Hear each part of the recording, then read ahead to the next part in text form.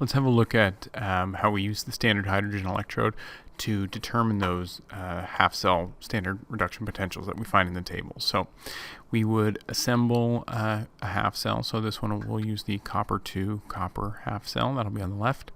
And on the right, I'll draw the standard hydrogen electrode. So I'll link them with the salt bridge, right, to complete the circuit. And don't forget to actually, you would have to, if you were asked to ever produce this, label the half reactions. You have to label the anode and the cathode, that sort of thing. You don't want to forget about the H2 pressure, the H2 gas. You may have to label specifically with the standard hydrogen electrode the concentration of the acid, the gas pressure, the temperature, that sort of thing. All right, so when we connect these two half cells, we would get a voltage reading of positive 0.34 volts. Okay, no problem. This is how we get the value that's in the data table. What this tells us is that the electrons are actually flowing from the hydrogen half cell over to the copper one. So this is actually drawn kind of backwards. Normally we would draw what will end up being the anode on the left. Okay, so the voltage of the copper half cell is positive. All right, this is what this is telling us, is that hydrogen's half cell is providing us the electrodes. So in other words, H2 is reducing Cu2+. All right, so as I said, it's common practice for us to draw the oxidation on the left. All right, so the diagram should be reversed here. All right, using the cell diagram sort of shorthand notation, I'll actually draw it correctly. The anode, which will end up being the hydrogen half cell, will go on the left, and the cathode, the reduction half cell, I'll put on the right. All right, we'll put in the appropriate polarities, positive and negative. We can supply those.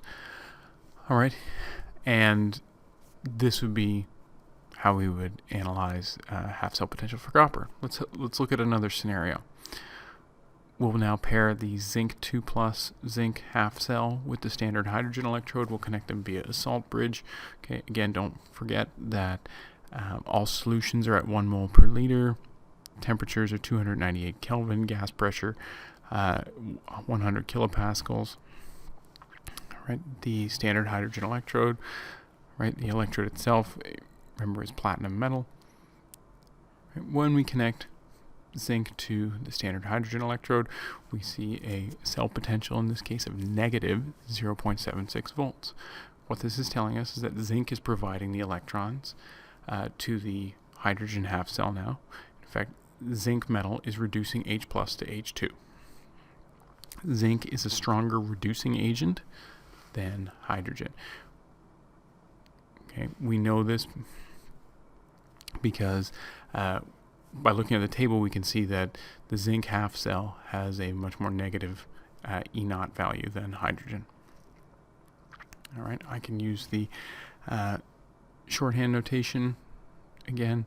All right, the single vertical line between the zinc and the zinc 2+ represents the phase boundary of zinc solid to aqueous zinc, and the double line between the zinc and the hydrogen refers to a salt bridge. Okay, the anode is always written on the left, the cathode's on the right. The electrons always flow from anode to cathode. Right. Don't forget, if we want to compute the cell potential here, all right, oxidation plus the reduction.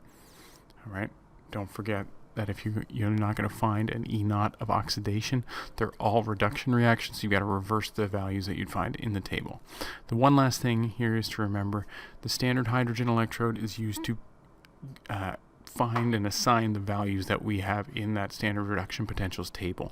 Okay, the table doesn't the table's not used to tell us what the values should be experimentally.